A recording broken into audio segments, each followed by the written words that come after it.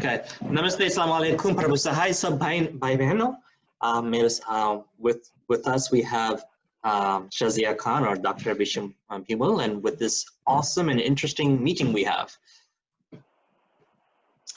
Right, हमें बहुत खुशी है इस इंटरव्यू संभव है रिसर्च बहुत ज़रूरी बात है कैरेबियन हिंदुस्तानी के और बहुत अफसोस की बात ये है कि हमारे ऑडियंस को इतनी हिंदी और उर्दू नहीं आती है तो इसलिए बाकी इंटरव्यू अंग्रेजी में होगी शायद बीच में कुछ हिंदी शब्द बोलेंगे मुझे पता नहीं so welcome Shazia and I just want to say that when you reached out to Caribbean Hindustani I was filled with excitement because one thing that Caribbean Hindustani wants to promote is research and that's what grabbed my attention. I think you started following Caribbean Hindustani a little while now. Just let us know a little bit about that because we want our viewers to know how Caribbean Hindustani is reaching beyond the Caribbean for the promotion of Caribbean Hindustani culture. Hello everyone. Thank you so much, Visham. Thank you so much, Raj, for this opportunity. And I'll make sure that I speak most of the time in English so that it reaches out to most of the people and they understand what I'm trying to convey. I'll begin with a little bit of interview. As Visham introduced me, my name is Shazia Khan and I'm pursuing PhD at University of Hyderabad, India. And my research area, it focuses on Chutney music, Caribbean music, Indo-Caribbean music, which is a beautiful form of music, which is in an amalgamation of Indian lyrics and Caribbean beats. And I am looking towards the commercial and commodification of the music and how it changed with how the music genre, Chutney, it's changed with time, like if it got distorted or if it got evolved or like the different aspects of it. And music is something, in 2012 actually I came across this movie, which is a Bollywood movie. It is called Gangs of Wasseypur. So the music really intrigued me. And it was kind of Indian, but then it sounded very different. Yeah. And then I did a little bit of research over the music, and I got to know that it is actually Chutney music, and along with soca beats. So that was really intriguing. And then I did a little bit more research over it. By then, I had no idea if I'll be doing my research in Chutney music. But then when I got an opportunity to continue my PhD in diaspora, I thought, why not dig a little bit deep into Caribbean culture? And this is a fine opportunity for me to get to know better about it. I already did a little bit of research in my master's, where I dealt with gender and Puli woman. And Chutney music is actually a part of Puli life and indentured life. And it was quite intertwining and really good for me. So yeah, I mean, that's how I got introduced to Chutney. So could I say that Gangs of Wasseypur was your first introduction to this sort of expression? Yes, you can say that. Right. Do you know the music producer for that movie? Sneha Khanwalkar. She was in Trinidad, and I took her around so that the artists you would have heard, like Rasika Dindyal, on that, I introduced her to them. She was here for, I think it was 3 weeks. And I had introduced her to Trinidad and this particular type of music you're doing research on. So I just wanted to mention that. Uh-huh. Right? Okay. Yeah. Okay, so so you currently doing now PhD research on this particular type of expression that finds its roots in India. Yes. And then you also mentioned that, well, possibly it is a time capsule of an earlier period in India, or it could be something completely new to, in other words, the Indo-Caribbean identity. Regarding your research now, you could just let us know maybe what aspects of that you want to probe and what associations you'd like to make. Yeah.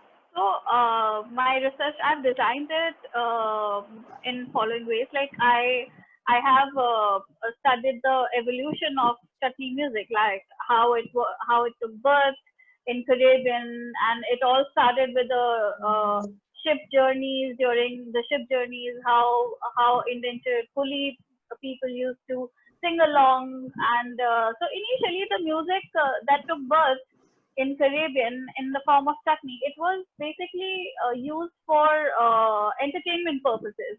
It was Mm-hmm. not, the motive was not behind to make it popular or to earn money out of it. Initially, it was just to kill the boredom and to get engaged in something. It was more therapeutic in nature.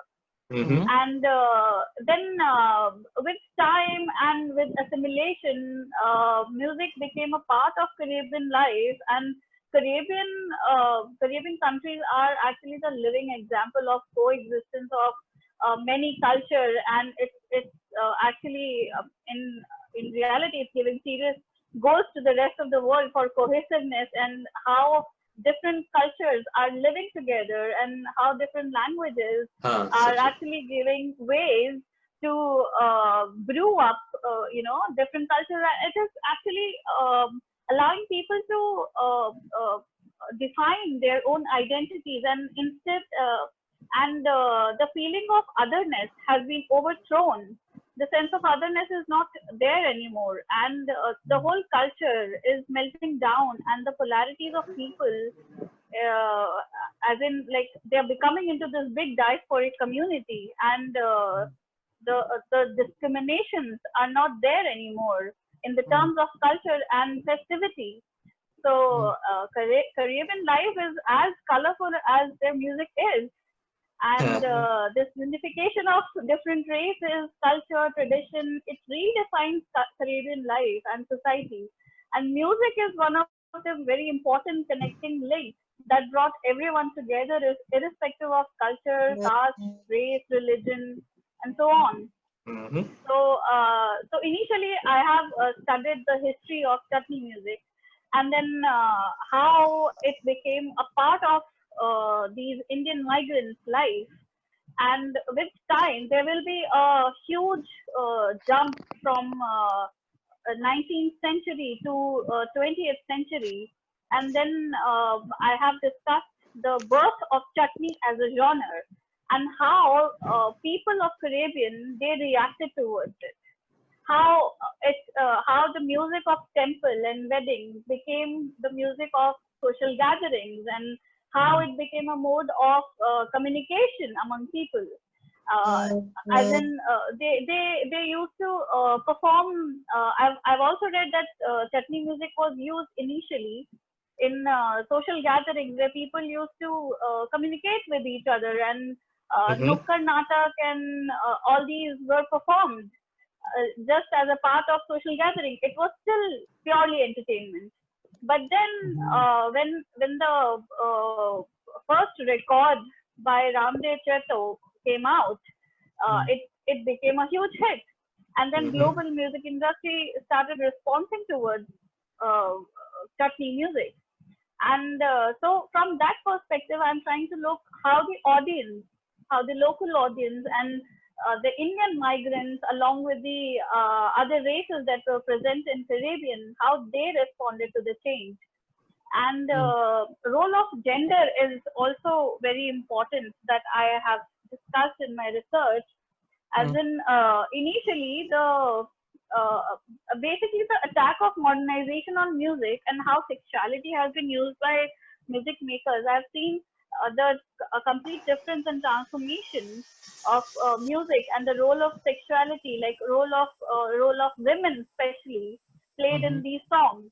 Initially, women used to perform the songs when it was in temples and it was used in weddings. And then after a while, then women became the subject of songs.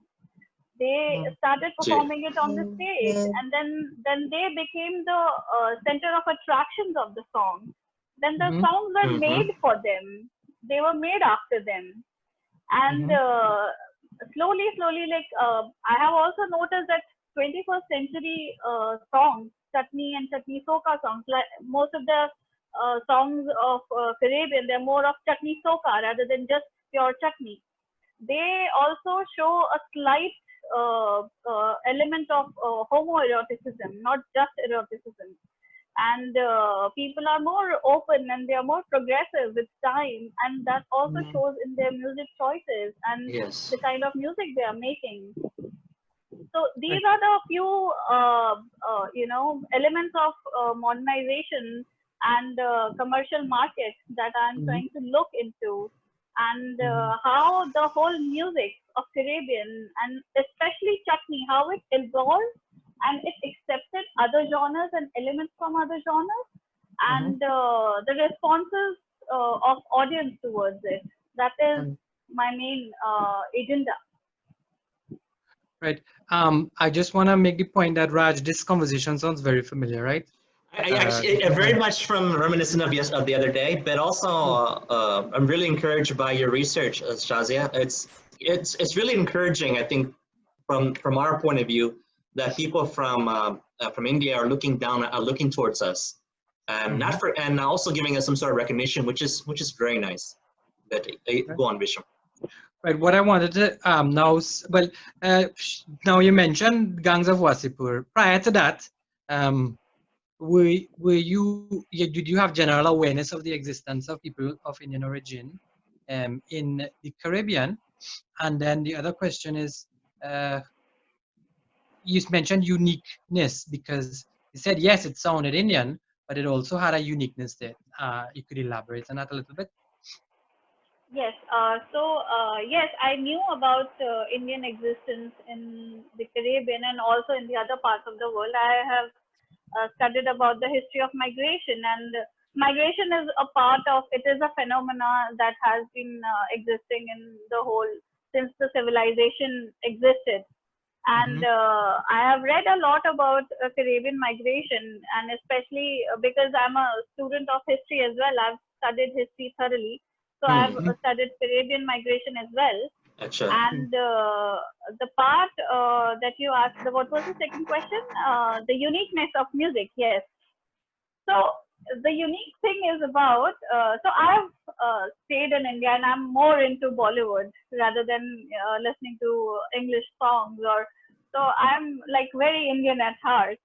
And the kind of connection that I maintain with Indian music is it's very genuine, I mean, so and on top of that, I belong to northern part of India. So I have heard Bhojpuri music before, and I frequently listen to that. And music, so the music of Bhojpuri and the music of Gangs of Wasipur, it is quite similar. Oh yeah, that's tabla. Nice.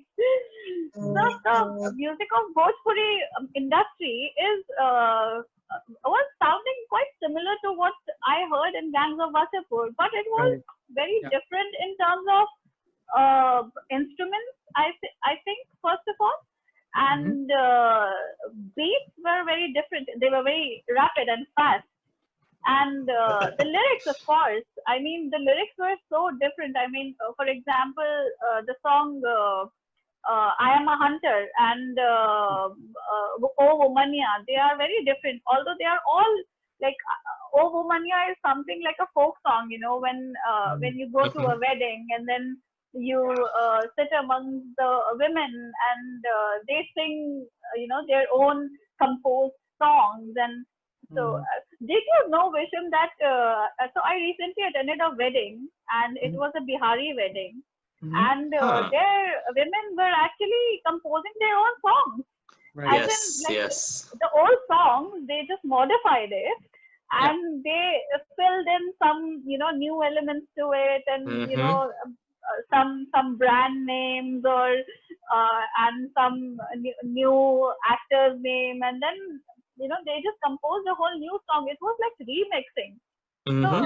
yeah, the songs that I heard in Gangs of Wasseypur, they were more on the remixing terms, as Right. in the music was new Right. and the lyrics, like it was something that I've already heard, but it Right. still sounded really different and really new. And then, well, I have to do your survey questions as well. So Mhm. the perspectives, I guess, I could put in there. But the whole issue of remix, because one aspect I wanted to know is that, as I mentioned when I introduced in Hindi, I said that the audience, especially in the English-speaking Caribbean, who are often in a region, may not necessarily understand Hindi or Hindustani. So that what they are doing now is actually, just like you said, the woman composing on the spot on new things, but we're not doing it in Hindustani, we're doing it in Trinidad English Creole or Guyanese English Creole. Oma Ninja, you may want to use that as a reference. Yeah, Oma Ninja, which is actually, it's Guyanese English Creole, isn't it, Raj? Haha, yeah, but depending where you are, if it's in Suriname, beach may kuch that shabd, like chocolate. Right. Yeah. No, but this particular song, Oma Ninja, them not pay the price at all.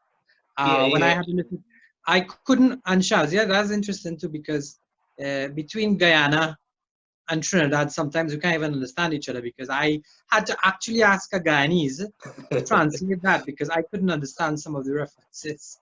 Um, now that I mentioned, Shazia, I mentioned the because you got exposed from Gangs of Wasseypur to this new genre, because the songs there actually had Trinidad English Creole in it. I think I was a male singer. I mean, after that, when you delve now into what exists in the world of Chutney, what discoveries have you found in So modern day Chutney? yeah, the journey is actually from Gangs of Wasseypur to now that the knowledge that I have on Chutney music is completely different, and it's quite vast. Right. So in the beginning, when I heard these songs of Gangs of Wasseypur, I thought that, oh yes, all the numbers will be so peppy, and it will be very modern in English, and it will be very easy to understand. But Mhm. when I actually started working on it, and I went into the records, and then I found all the old Chutney songs, and Yeah, then right. the newer version of it, and then the more newer version of it, Right. there was a lot of variety. I Yeah. mean, the difference was huge. And as a person who's sitting, thousands and thousands kilometers away, who's not even, who has not seen the culture, and who has not seen the local use of music in the community, I would say that I felt a lot of difference. I mean, it's visible. Mhm. Hmm. And now that so initially I thought maybe the Caribbean, I had no idea that there are so many other genres Right. present in Caribbean. But then the lot more digging that I did, the more I got to know that there are so many other genres, and as in, like, chutney is one, and then chutney Mm-hmm. soca is something else. Right. Mm-hmm. And then there are other genres as well that got influenced by Indian music and Mhm. Chutney music, to be honest.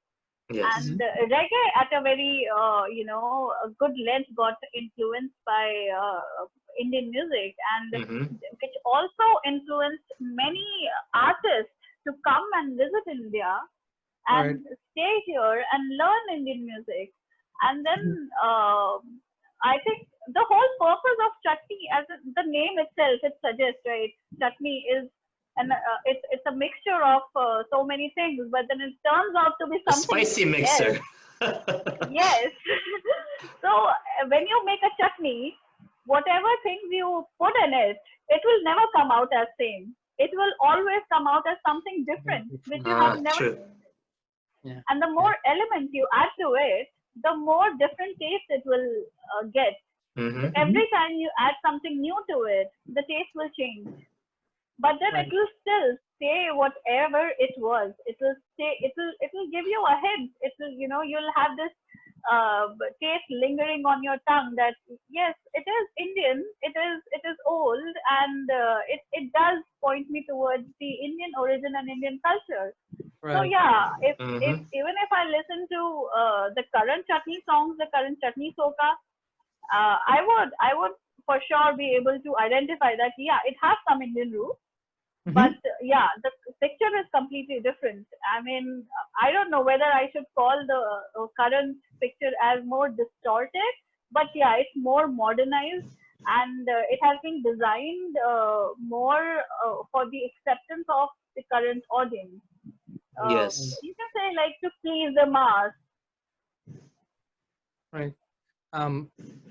I just want to add that there's also another genre called chutney parang, but it keeps Chutney parang. parang. Yeah, parang is a Spanish word. So Trinidad also has Spanish history. One thing I found in my inquiry is that just like calypso comes from a Latin American Spanish beat, in the same way chutney music was influenced to have increased its tempo as a result of it. Existing in, because we have we are deeply steeped in Spanish and French history here in the Caribbean. Now, I don't know if you want to offer, because in part of your research, any particular chutney songs would have been the more interesting of what you have encountered. Like you want to maybe just one or two, just mention them and say why they interest you so much. Yeah, so there is this. So, like I said, I've also discussed this great difference between old chutney songs, and then there is a difference that I have done. So, for example, I have taken some of Ramdev Cheto's songs, who is from Suriname, and his songs were mostly ritualistic in nature. He took a bunch of folk songs, and then he made out some really good peppy numbers out of it, but still they remained ritualistic song. It remained ritualistic in nature. Then I heard Susunda Popo's song, and they were dancing beat numbers. You can actually dance on them.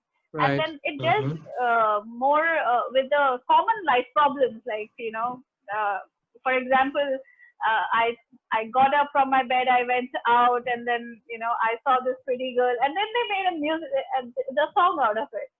So that genre, that time period, mostly came out music which was more about the daily life of people, what they were dealing with, their heartbreaks, their love life, their their affairs, their extramarital affairs, and then there's this another set of singers, Kanchan and Bawla. They also made the same songs where the romance is alive in their songs. And then I have heard this collection of which is called Sounds of the Indo-Caribbean by Sir Ramses, Sir Ramses Kofi. And it is a huge collection of Indo-Caribbean music, and where the lyrics are part English and part Creolized and part Bhojpuri. And there are more of repetitive in nature. For example, there will be some idioms and basically folk in nature, but very repetitive. And then I've heard Terry Gajraj's song and Princess Anita's song, and I have heard Ravi D's song. They are also very different, and but more towards the romance element is there. And then there is another singer from Suriname. His name is Raj Mohan. His songs are more narrative in nature. He is his songs are basically narrating the whole story of coolies and indentured life. Mm-hmm. And I remember the earlier songs, when Chutney was not Chutney and it was just music of Girmitiyas. Mm-hmm. Then it used to be this way, where people used to narrate their sad stories and their narratives of hardship in plantation and on the ship that they went through the 6 months of journey and the journey on in Kalapani. So that these are the different variations that I have came across while researching the genre. So yeah, I have heard like quite a few number of singers and musicians, and they are very different from each other. So the variety is there; it's fully packed. Right. But now I want to talk a bit about the influence of Caribbean Hindustani music or North Indian expressions in the Caribbean on Bollywood. What are your views on that, or what have you encountered? Has it influenced Bollywood to any extent at all, and if so, how significant is it? I think on Indian screens and Indian music industry, it influenced twice, and both in a very different manner. So I have also read that. So when early in 90s, when Chutney music was actually blooming a lot, and Chutney soca singers were making many albums. In India, there was a sensation for indie pop music, and I Right. feel that indie pop music is highly influenced by Chutney artists. And for that matter, even Remo Fernandez and Apache Indian, Yeah. Apache Indian is known for to be the godfather of indie pop music. He introduced this very genre in India. He was one of the very first musicians who came to India and who released an album which was basically a mixture of dancehall, reggae, and chutney, and it was very different from what Indians were listening. And Right. after and that went on for quite some time, like a decade or so. The pop scenario in India stayed for a decade, but then I would say the music creation in Indian pop industry was quite different. But yeah, surely draws an influence from Chutney, especially Caribbean musical genres. And then when with the release of Gangs of Wasseypur, that album actually, it created a huge, fan following for Bhojpuri lyrics. So if not anything, I think this introduction gave a huge fan base for Bhojpuri industry and for Bhojpuri music, and also for many other local languages to come up and create some other music. Right. And I also feel that the very existence of Chutney music and Chutney industry, it inspires a lot of modern day DJs and musicians and artists to come to India and listen and practice Indian forms of music and then incorporate it in their own musical style. Because music is a language in itself. You don't need to really understand what the singer is saying. And I also feel that house music is house music and party music is somewhat really influenced from Caribbean music industry as well. Because the beat and the high BPM number, that's also one of the reasons that really influenced the whole music industry. Okay. And now we touch on a point of linguistics. Now I remember well, I have to interact with a lot of the artists that come through ICCR in Trinidad, come from India. And I remember one guy was saying, well, he heard that man in India singing the Sundar Pupu song, which is Kaise Bani, right? Even though that song itself, the chorus is in Hindustani, the verses are in English Creole. So I went, no, this was Kalpana. Yes, Kalpana, Bhojpuri singer from India. She was saying that she had come to Trinidad for a concert, Bhojpuri concert, some time ago.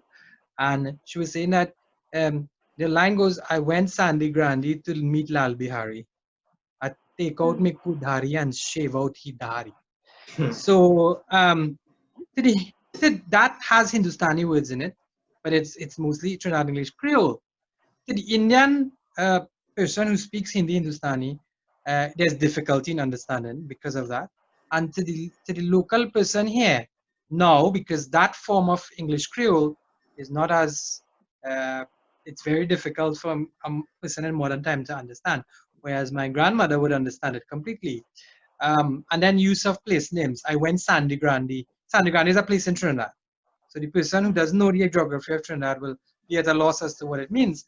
What challenges have you had seeing that? Now, Shazia, you mentioned linguistics and language regarding Chutney music. I remember the famous Bhojpuri singer Kalpana had come to Trinidad. I can't remember which year, but it was within the last decade. And she was talking about the song by Sundar Popu, Kaise Bani, right? Pulori Bina Chutney Kaise Bani, which is completely in Hindustani. The rest of the verses are in mostly Trinidad English Creole. And she was talking about a particular verse. The verse goes, I went Sandy Grandi to meet Lal Bihari. I take out my kudhari and shave out his dhari, right? Shave out he because it's not his. Trinidad English is a separate language. But she was saying that she don't understand that line. She doesn't speak much English. She speaks more, she's from Assam, so Assamese, Bhojpuri as well as Hindi. So I had to explain to her what it meant. So clearly there is a challenge not only for Indians in understanding English Creole, but even us here in the Caribbean because they use Hindustani words and then Hindustani is not a spoken language. To the Indian, Sandy Grande, which is a place in Trinidad, might not make sense. Lal Bihari is a name, and the use of dhari and kudari as well is not normally used in our speech here. So a lot of Trinidad English Creole speakers find difficulty in understanding that. So what I want to say is based on your research, because you have to go through even the lyrics of these songs. Does it present a challenge seeing that it is actually sometimes bilingual? I mean, utilizing Hindustani vocabulary on top of Trinidad English Creole, or let's say taki taki, because umanagaman, ananadawan, moninade, hino hano paisa, koi na jane. That is in Sanantongo, which is right? Yeah. So I mean, it's wide, as you said.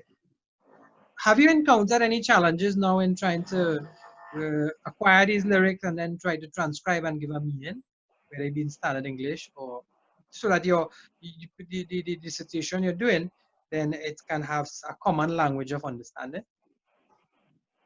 It is actually, to a certain point, it is actually a little challenging because for me the language is very new, and this is for the very first time I'm interacting with the language or the songs, because you don't really go out of your comfort zone until unless it's necessary, right?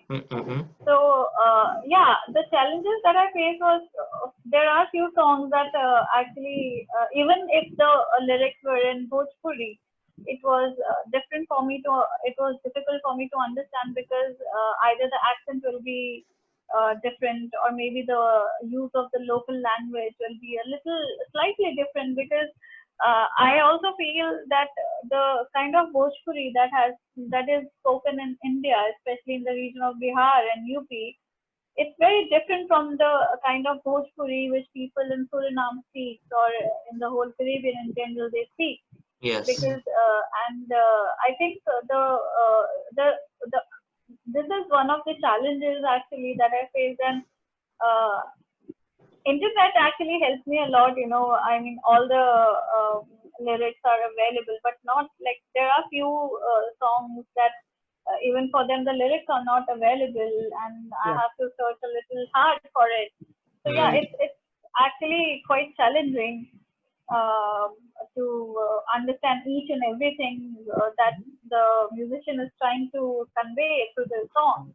But I think a major part that plays in understanding any music genre is intuition.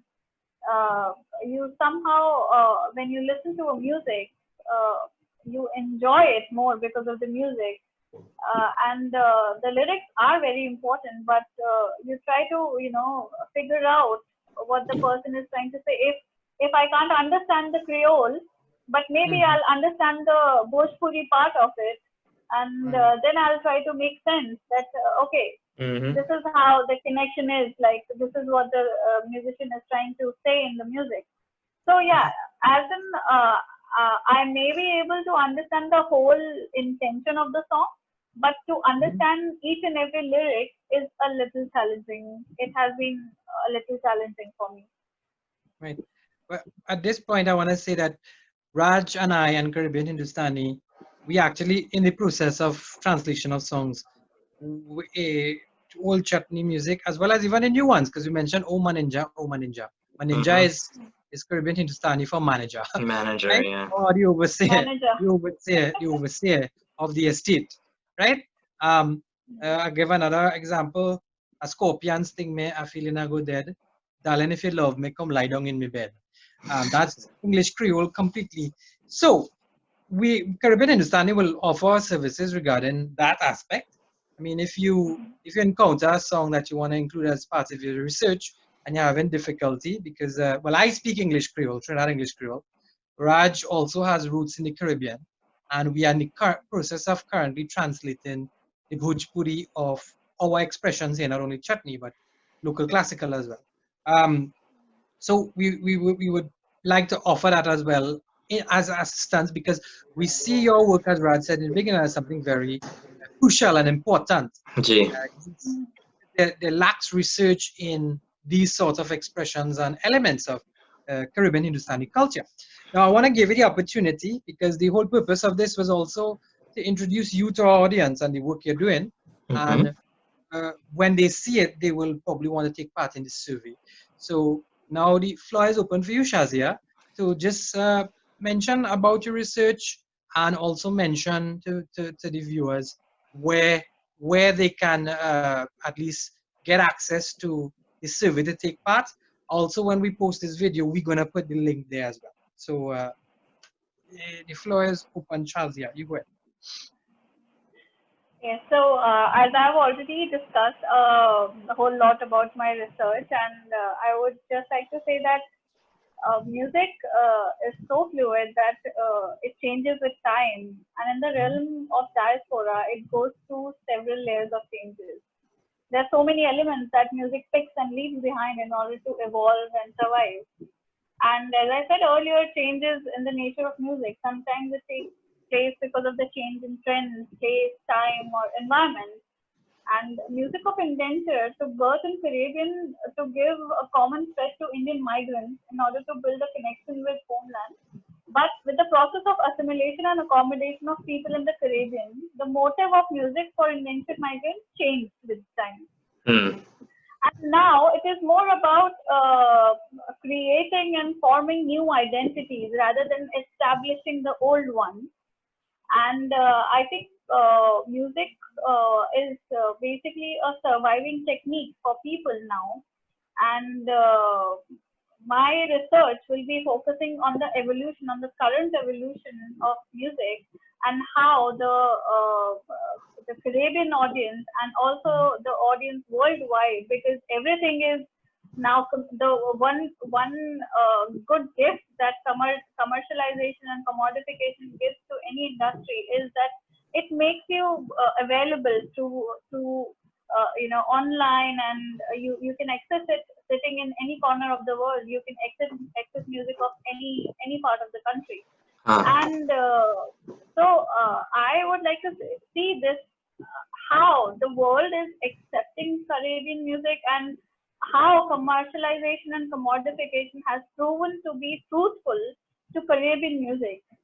and also the changes that has taken places over the course of time.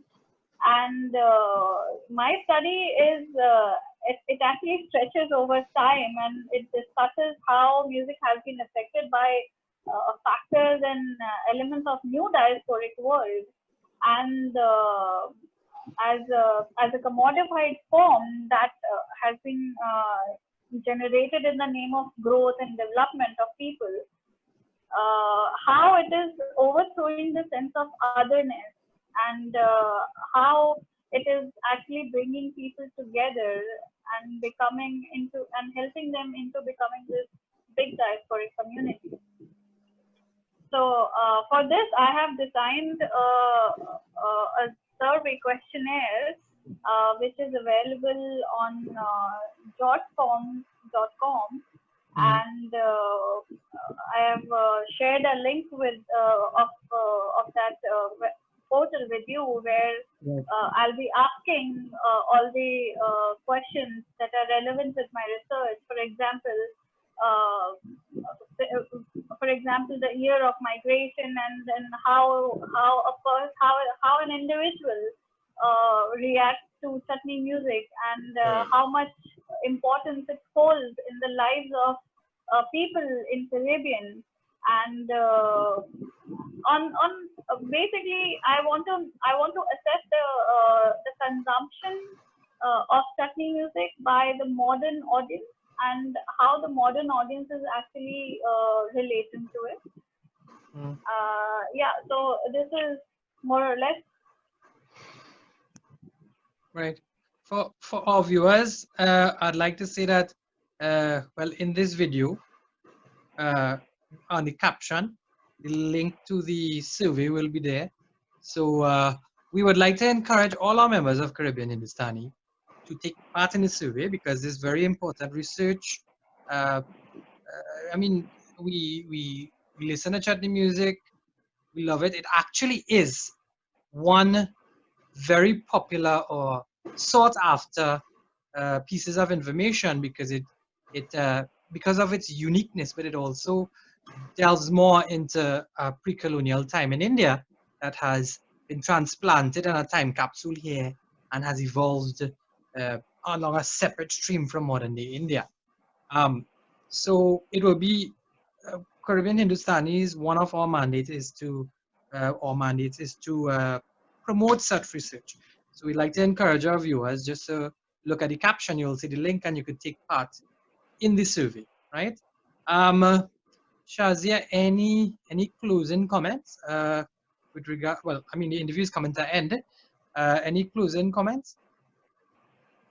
I am really thankful to both of you and Raj, for organizing this whole meeting. And it is very difficult for a researcher, who's in India, to take part in such a research, which is, the area is so vast. Music itself is such a vast area, and on top of that, it is in Caribbean. I don't even have access, and in this pandemic, being available and helping me out in this research, it actually means a lot. And this is what, the greatness of, I really like the gesture, and I really appreciate it. Thank you so much for this. It really means a lot, and I hope some really good research comes out of it. And I'll try to be biasless, and I'll try to be as much honest, and I'll try to pull out all my strength and all my resources in order to get some really good research done. And yeah, thank you so much for all the help and all the efforts that you have been taking. Thank you so much. I just want to tell our viewers that our article is available on this particular research on CaribbeanHindustani.org. Well, we discussed with Shazia the results coming out, or the conclusions out of the research will be highlighted on Caribbean Hindustani. Raj, the floor is yours. I had a quick question just to add to it. In India, right, what is their opinion on Kanchan, especially since she's known for as a Chutney artist, right? But however, she did sing maybe I think in three Hindi films that I know of, right? In my head. How did that happen, and what made them be open-minded enough to have her be a playback singer? I think so. Kanchan, I'm not sure about the two other films, but I know one song for sure, and it is very famous in India. It's "O Leila, Leila O Leila," Right. and they still keep on remixing it. I don't know. I mean, as if they don't have any new music, but then yeah, the song is so great that they keep on remixing it. And Kanchan, as such, she was not so much known for the for being a chutney artist, but Ah, her contribution to Indian cinema was only limited to just the songs. They never actually took that much of interest in the old times interesting. until this this breakthrough by Sneha Khanwalkar happened in 2012 with the Gangs of Wasseypur. And Before that, I don't think so. Many, for a common person, it was not very common. I right, mean, and it was not. even if you're on your own admission, you don't recall the other films. Just like oh, Laila Laila, she sang songs in Paramatma and a few others. So that's Yeah. really interesting. Yes. I just, Yes. So I the just want. songs were very popular, but then the singers behind them, they never got the fame they deserved. But Ah, yeah, the songs they got, they are eternal. They are still surviving. Their industry is thriving, and they are making millions and millions out of it. such a Mhm. So I yeah, just I just wanted to add there that well that's we had a discussion prior regarding Kanchan. Now you mentioned her role in Indian Bollywood, but she was a significant factor into chutney music in the Caribbean, especially in that yes, 80s, 90s, 80s and 90s period. Um, I also want to even mention Gangza Wasipur. I was called by our friend Alistair Sami, who was friends with Sneha, and he asked if I could accommodate her in Trinidad and take her around. But I never thought that uh, ma doing that would have influenced something like Gangs of Wasipur, because after it came out, it was a mm-hmm. yes, sensation, and just like it brought to your attention, Shazia, a lot of people actually was became very interested in yes, this Caribbean uh, North Indian expression. yes. Uh, Tikva. we will. I also feel that because of Gangs of Wasseypur and the introduction of actual chutney genre, I mean, that's what I feel when Kanchan came to India and she sang songs in Indian industry. It was, I don't know if the intention was to introduce chutney music here, or the intention was just to, be a part of Indian cinema. But Hmm. then with the introduction of chutney genre itself, the Gangs of Wasseypur was not just a movie. It was actually, another platform which was given to chutney music. And trust me, when I say this, J- every single person knows about this movie and the songs. I mean, it became so popular that it's everywhere, Wow. from people's mobile to pub houses, and even on the ceremonies, people play it in weddings, and they are in parties Right. everywhere. I mean, "Oh Momania" song got so popular that Mhm. Indian television screen, they started naming their serials after it, and Okay. it became the theme song for so many serials, and it became the background score for so many short movies, and it Mhm. became this anthem of feminism in India. Yeah. So yeah, it got a lot of popularity, and True. now when I tell people that, when people ask me that, okay, you're in diaspora studies, what are you working on? And then I tell them that I'm working on Indo-Caribbean music. So they themselves, they tell me, do you know there is this music genre called Chutney? And so yeah, that's what like the fame tastes like, and it's very famous, and now people also know about it, and they are actually willing to know more about it, and they're searching for good music and they're searching for new songs. But I'm not sure, the kind of songs the Gangs of Wasipur provided, they can actually find the same similar songs, because it's more because the singers were not Caribbean. The singers were Indian, and so that's how it was more, connecting for them. But yeah, that gave a whole lot platform to Chutney, and Chutney was like a second birth in India. Right. And yeah, that was quite interesting of fact that I got to know lately. Right. Raj, I just getting a time check here, so we know how long we could go again before we get. It'll come on when it's 10 minutes. Well, yeah, just let us know in case we go over that time, so we know to wrap up then. But I just wanna, yes, I wanna hail out Sneha Kanwalkar here. We will definitely tag on the video. All the people we mention on this video, we will tag, because Rasika Dindiyal is very important, and her song was Nishan Prabhu as well, Trinidadian who sang Electric Pia. So I will have to double check that fact. I think is it. Anyway, but I'll hail out, and then this will also spark something else. I would reach out to her again, and probably we'll have a fine interview here, Raj. Because definitely Gangs of Wasipur, and her being this was her idea, because when we spoke, she was like, just like Shazia, she heard this music from the Caribbean, and she thought, well, this would be an excellent idea for a Bollywood movie because it's so unique. So we could probably have her on an interview here as well. I think at the end of the day, I want to reiterate again, we support in the research of Shazia because we think it's very important. Raj and I find ourselves hitting our heads on a wall sometime because there's no research. We have to actually sit down and do it ourselves, and we're not even doing it. I mean, we're making Caribbean Hindustani an institution to do that, but it's such a void. There's such a void. It's so existent in the everyday world, but there's no step back and outside the box look at it to provide objective ideas and information regarding this unique culture. Yeah, Raj you were going to say something? No, questioning. Yeah, but you're right. Whatever you said is correct, and it's nice to see that people from outside looking in.